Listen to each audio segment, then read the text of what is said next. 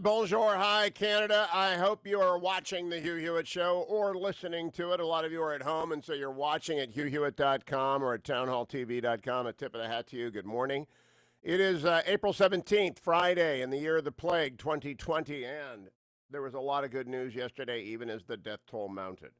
Now, the statistics have diverged between those being used by news outlets and those being posted by the Johns Hopkins University. I think because of a discrepancy between the way Johns Hopkins counts in New York and the way the city officials count, but I don't know. On the Johns Hopkins website, there are said to be 137,666, there's that number, of cases in the United States and 28,998 deaths. Think about that, 28,998 deaths. But CNN, the New York Times, and many other outlets are reporting 33,286 deaths. That is not an insignificant disparity. I don't know the answer for why it is, but it exists. Around the globe, 2,072,000 dead, infected, 662,000 dead. This morning, China has released a revised higher death toll. It's still a joke. It's still a joke. The PRC said they've discovered 1,290 previously uncounted cases leading to death. Nobody believes them about anything. Luckily, I have Secretary of State Mike Pompeo on later. He is believable. China says there's never been a cover-up on its coronavirus. Again, something I'll have to ask Secretary of State Pompeo about later in the program. The best news of all, there was a lot of good news at the opening yesterday. I think President Trump, followed by Vice President Pence, followed by Dr. Birx, followed by Dr. Fauci, all said the same thing. We're going back to normal in the vast geographic majority of the country, and we're doing so slowly, deliberately, with an eye on certain indicators. And if a hot spot flares via the systemic surveillance, the deep surveillance for asymptomatic cases, we'll lock that part of the country down. Meanwhile, we are gingerly going to go about our business, and if you get through another 14 days, and you've had a good 14 days, we'll go about opening more things. I'm not going to go back over it for you. Go to the CDC guidelines, but the phase 1, phase 2, phase 3, that all makes sense to me. I watched the whole briefing. It's just a very deliberate plan that says, I think the public health calculations are being informed by the economic devastation, which is widespread. Speaking of which, that economic devastation has not, of course, hit Speaker Pelosi.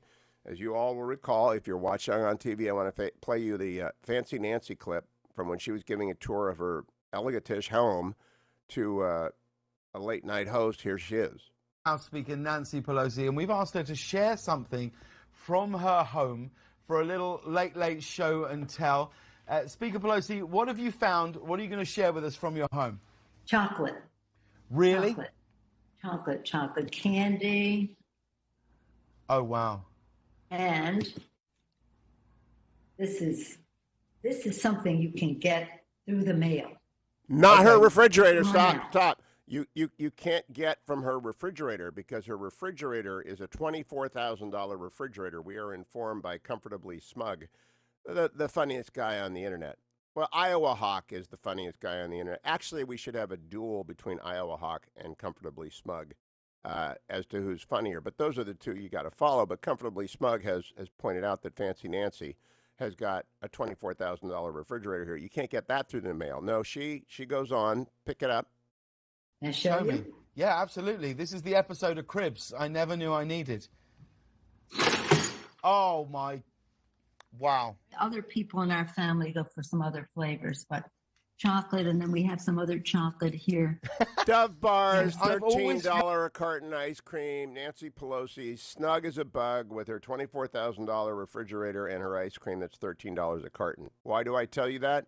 Because yesterday she blocked relief. She blocked relief for tens of thousands of small business owners and I would think millions of employees. We had 5.5 million unemployment claims yesterday. I think those small businesses that were hanging on, hoping for a PPP, that's a Paycheck Protection Plan loan, like the Nixon Foundation, which I had got from Pacific Mercantile Bank, of which there have been tens of thousands. All the money's gone. Mitch McConnell moved that we replenish the Paycheck Protection plan fund by $250 billion, since there are tens of thousands of small businesses that haven't gotten it, and now the banks are not accepting. They've run out of money. And they didn't run out of money. The money is there. The Senate is ready to give it, a majority of the Senate, but it's being blocked by Chuck Schumer and especially Nancy Pelosi, who has time to show you her $24,000 refrigerator and her $13 a carton ice cream. Fancy Nancy has trended. She is that's a hashtag for her because it's Marie Antoinette. Let them eat cake. It is a genuinely repulsive moment where the wealthy leader of the House of Representatives, purporting to be a Democrat by, for, and of the people, will effectively strangle thousands of businesses. They should be applying today. They should be getting the money by Monday. They should be hanging on over the weekend. There is no guarantee. Those pink slips have to go out for the people who have been hanging on because Nancy Pelosi has time to show you her ice cream, but not time to pass the paycheck protection. She blocked it yesterday. Said, well, let them make me a better offer. That's what she said. I need a better offer. She's got other agenda items. She does not care about you and your job. It's absolutely stunning. Ice Cream Nancy will never be forgotten. And when she steps up to the podium in Milwaukee this summer, if they have a convention, I pray we have a convention, Democrat and Republican, it's going to be one of those conventions where you say, what is she doing here?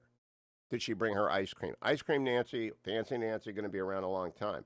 I'm beginning to wonder if Joe Biden's going to be the nominee. I've articulated this before. He does not have the energy to do this.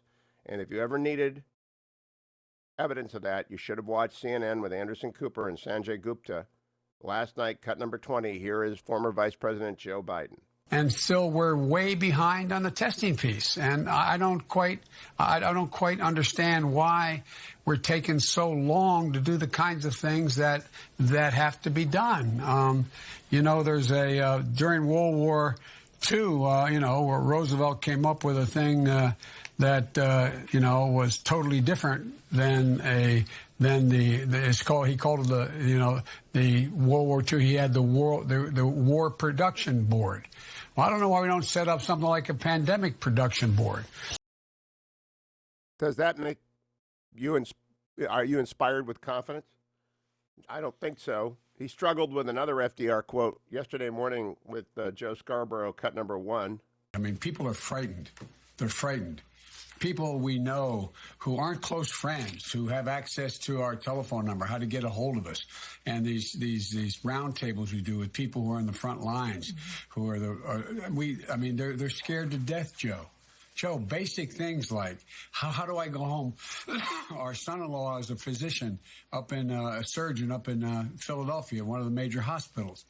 And he talks about the nurses who are afraid to go home because they may get their children get infected. They have little kids at home. Well, what are they going to do? How are they going to take care of their child? What's going to happen when they can't see mom? We have a friend who tries to go to the nursing home and sit outside a window and put her hand up on the first floor window to just be able to touch her mother's hand at the other side.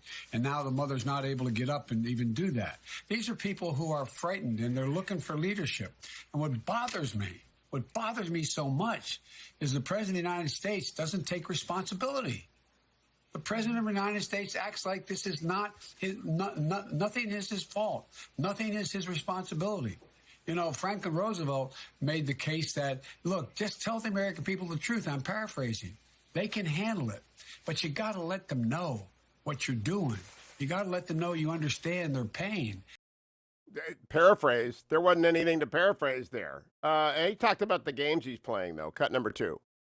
I got a call yesterday. How do I get a test, Joe? Joe, I think I have a problem, Joe. I sat with a guy yesterday on a telephone, and he's telling me, he said, I don't know. He said, look, I worked at the hospital. And he said, then I got myself in a position where I got the virus. So they quarantined me and they put me in the hospital and I made it out. And so I'm out, but they don't want me with my family. I'm on the 3rd floor. I spent 15 minutes on the phone with him he said, I have a 3-year-old and a 4-year-old. And they come to the door outside and they just knock on the door and say, Daddy, can I see you, Daddy? Can I see you, Daddy? So we spent time going through it. I used to do it with my kids when they were little and I couldn't see them, and we'd play games. I said, make up a game, knock on the door and say, this is, it's practical things. The guy's scared to death. Practical thing. Knock on the door. Oh, my gosh. It's a Hugh Hewitt Show.